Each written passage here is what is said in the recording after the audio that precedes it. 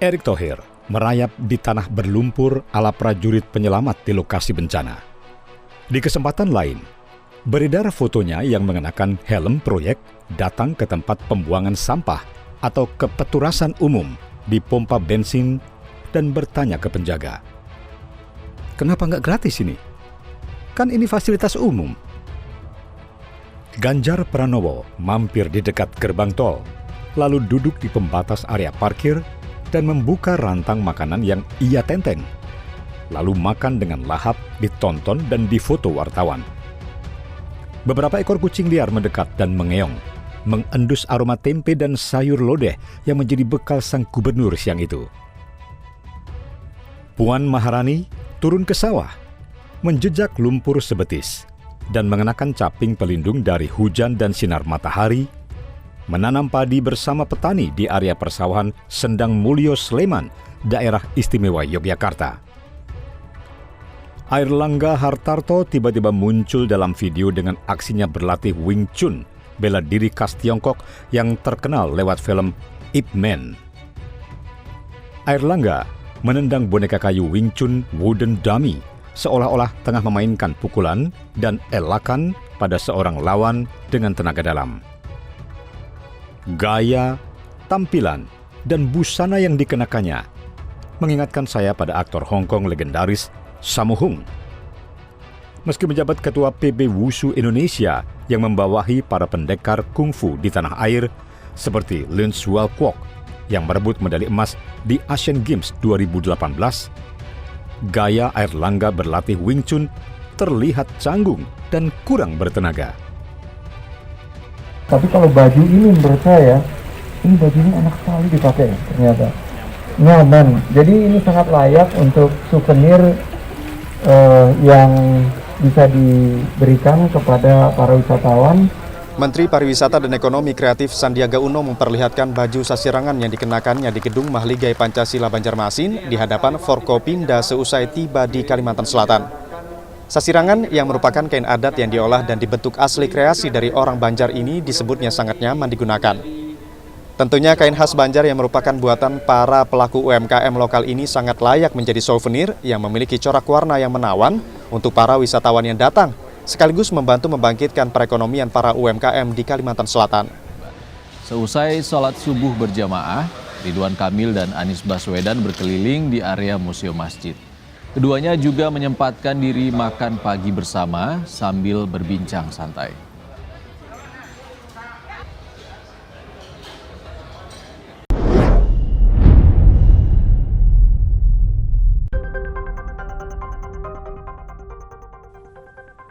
Lain tokoh, lain gaya, tapi sama jua yang saya tangkap. Upaya membentuk citra diri yang merakyat, menggeluti keseharian khalayak, menekuni kegemaran publik. Dan satu lagi, sepertinya semua hendak menempuh gaya Jokowi yang melekat sedari dulu kepadanya. Turun ke sawah, masuk selokan, naik sepeda motor, dan seterusnya. Selamat pagi Pak Jokowi. Dapat udah dapat yang pertama. Bantuan yang pertama dapat sudah. Dapat sembako 2, beras 1. Beras 1 udah. Ya. Sembako 2. Terus beras. Ya. Berasnya berapa kilo? 10 kilo. Yang ini kalau yang beras saja berapa kilo? 5 kilo. 25 kilo. 25 Ya, kilo. maaf. 25 kilo ya. Oke, benar. Terus yang ketiga ini. Iya. Yang ketiga, oke. Dan pres yang ketiga. Terima kasih banyak ya. Mereka lupa pada satu hal. Jokowi memang sudah begitu tampang dan gerak tubuhnya. Kurus, tirus, wajah Melayu pinggiran, dan sedari kecil hidup di bantaran kali bersama orang banyak. Mungkin karena itu, kosakata Jawa blusuan melekat kepadanya, seolah-olah diciptakan olehnya dan diangkat ke ruang besar aksi politisi dalam wacana-wacana publik. Lagi pula, selera publik itu tidak menetap pada satu karakter belaka. Ada zaman ketika rakyat begitu terpesona oleh pemimpin dengan gaya bergelora, orator yang pidatonya bisa memanggang emosi publik untuk mendukung serta menjunjung nasionalisme begitu rupa. Ada zaman ketika rakyat senang dengan tentara, tegap, gagah perkasa, gaya bicara yang tegas dengan kalimat pendek. Di lain masa, rakyat menggilai tokoh sipil yang sederhana, rakyat jelata. Orang tuanya tiada tercantum dalam buku biografi, berperangai lembut, sedikit kemayu, dan tak pandai berpidato. Ada masa ketika rakyat mengelu-elukan tokoh yang tampil megah dan priayi. Lalu, setelahnya mungkin rakyat memimpikan lagi sosok yang angkuh dan berwibawa. Pernah juga rakyat terbuai menjunjung tokoh yang terzolimi. Singkatnya, setiap zaman melahirkan tokoh dengan pesonanya sendiri.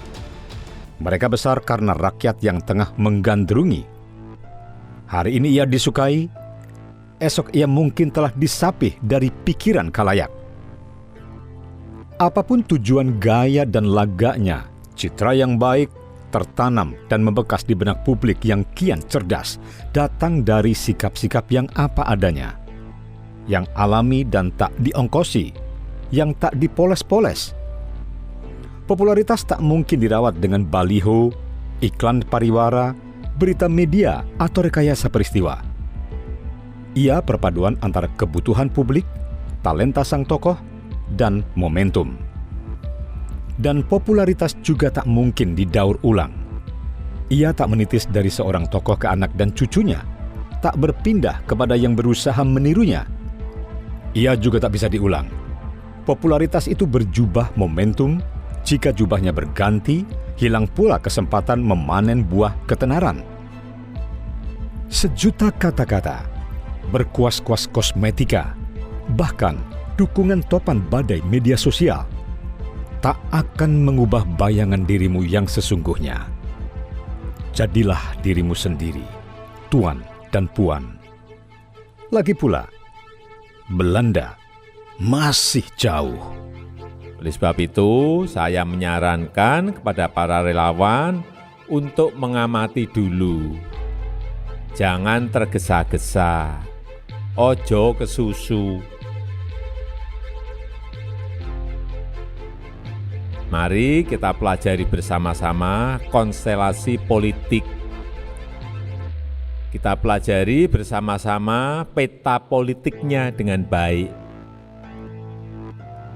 Saya melihat masih ada waktu yang cukup untuk melakukan itu semuanya.